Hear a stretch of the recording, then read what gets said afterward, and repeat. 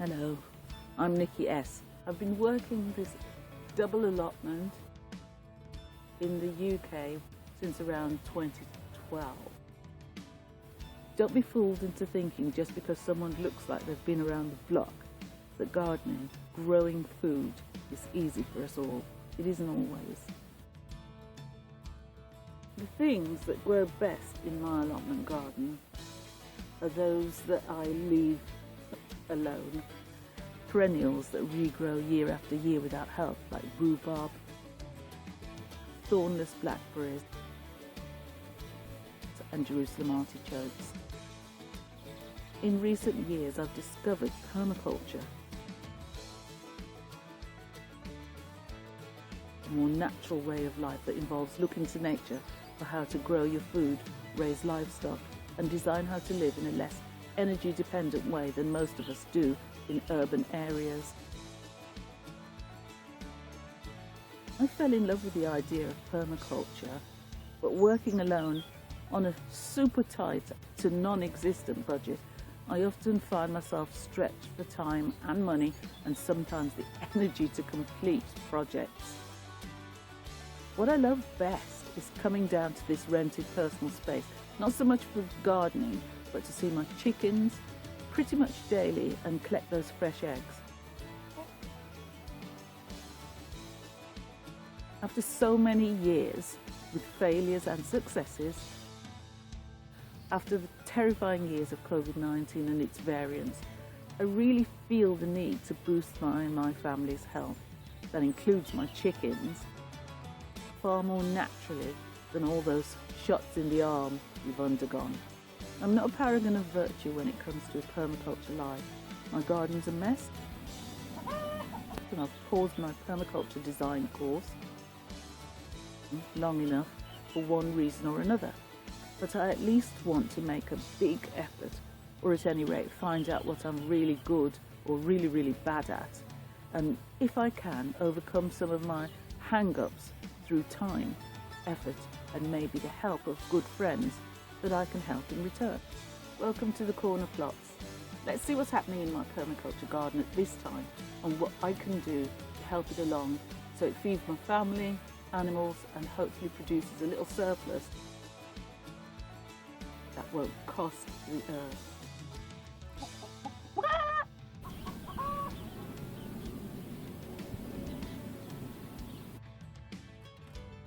I'm one of those people who starts a project and then changes my mind halfway through.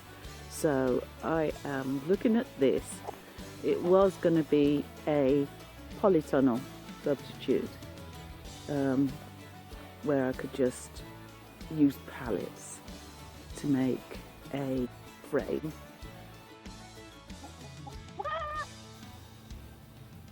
Yeah, polytunnel. And I've changed my mind now.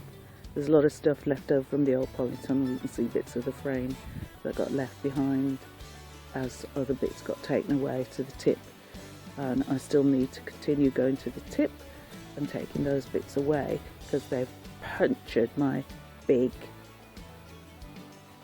What is that? I forgot what the bloody hell it is. Yeah. Tarpaulin we'll call it. The punch of the big tarpaulin, and it was like 10 foot by about 14 feet, something like that, and it's just laid on the floor till things have walked on it, like creatures in the night have walked on it and just caused those bits of old frame to go through it right in the middle, of course, right in the middle.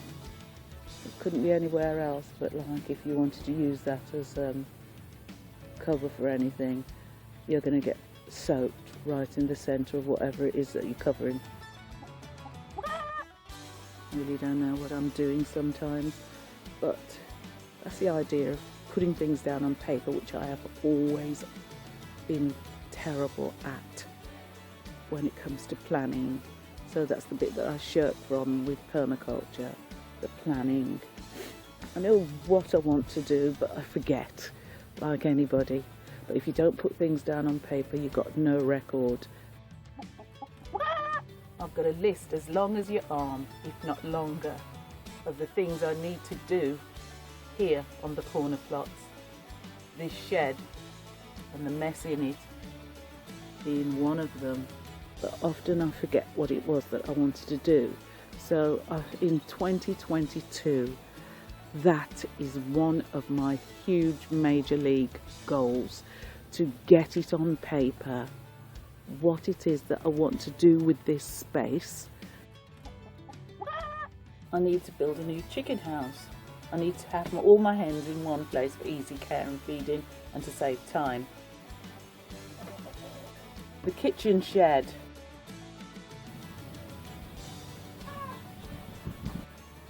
That needs mending, fixing up. We've stopped using it since the rat invasion.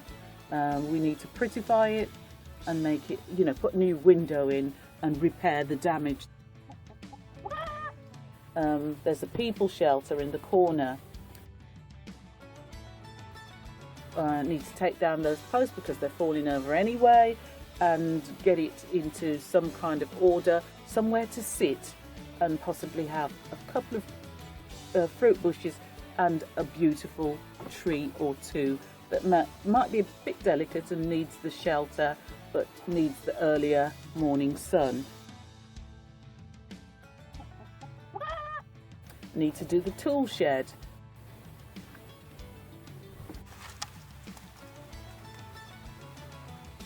That needs repairing because also the rodents have dug their way in through the walls and the corner of the shed, through the floor as well. I need to hang up the tools, more tools. My shed, this shed, I've already mentioned that. It needs a tidy up, it needs a clear out. The greenhouse, I need to make even a small one. I've got a big greenhouse on the plot where we'll be doing the fundraising, but that's not my greenhouse specifically, although I can probably start some plants in there, so I need my own on here, even if it's a small one. We need to plant more greens. All my staples need sowing and just planting out or planting straight out into the ground. I need to sort the creeping buttercup. I need to video and catalogue all these activities which I'm doing for a new YouTube vlog. So I've got my work cut out for me, especially because I've got to complete that PDC. So those are the things that I've got to do in 2022 on Corner Plots. I'm thinking about how this can be more centred on permaculture ways.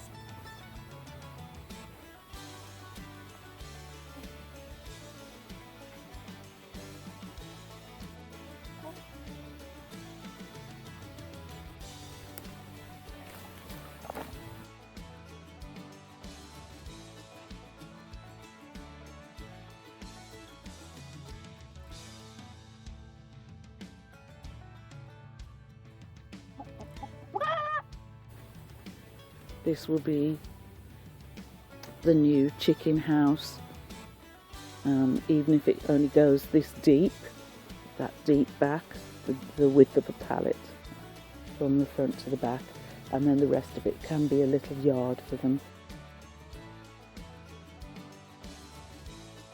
to run around in, and a gate for me to go through.